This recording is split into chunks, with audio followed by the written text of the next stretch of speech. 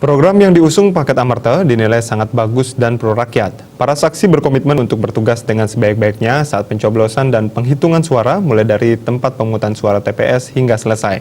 Hal tersebut terungkap saat sosialisasi program Amerta dengan saksi Partai Golkar dan kaum milenial di kediaman tokoh Golkar Anak Agung Gede Mahendra, Padang Sambian, Denpasar.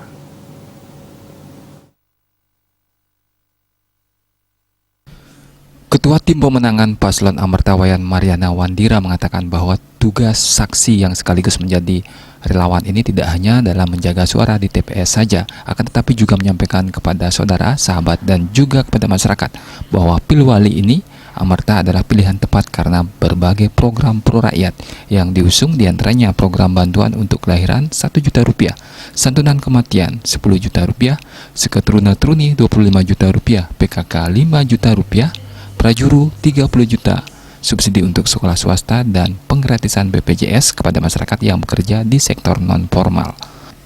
Program-program ini akan direalisasikan dengan cara mengoptimalkan pendapatan asli daerah PAD dengan sistem penerimaan secara digitalisasi terintegrasi sehingga mampu mencegah terjadinya kebocoran data, bukan program yang muluk-muluk. Pendapatan asli daerah 25-30%.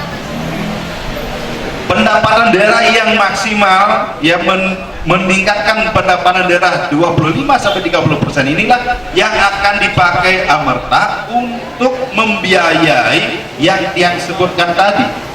Ini program.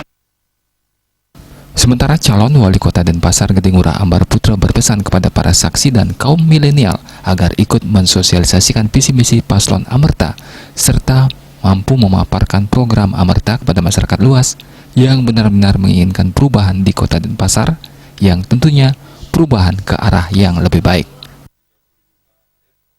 Ingin berprestasi, tujuan kita pertama bekerja adalah ya seperti ajaran agama kita, ikan karma lebih lawan widi, berkarmalah kita, itu yang lebih mahal daripada suatu pekerjaan. Pasti ada sesuatu seperti adik tadi bekerja tanpa melihat benefit yang lain, nanti pasti dibayar, kita harus yakin itu. Makanya Denpasar berprestasi. Saya rasa siapa yang berani, umpama kalau kita sudah diberi kepercayaan, siapa yang bisa menjalankan itu, pasti masih banyak orang yang mau ingin berprestasi, pasti. Tidak hanya mengandalkan materi, tapi ingin berprestasi. Itu yang kita akan tunjuk menjadi pemimpinnya kemudian. Terima kasih.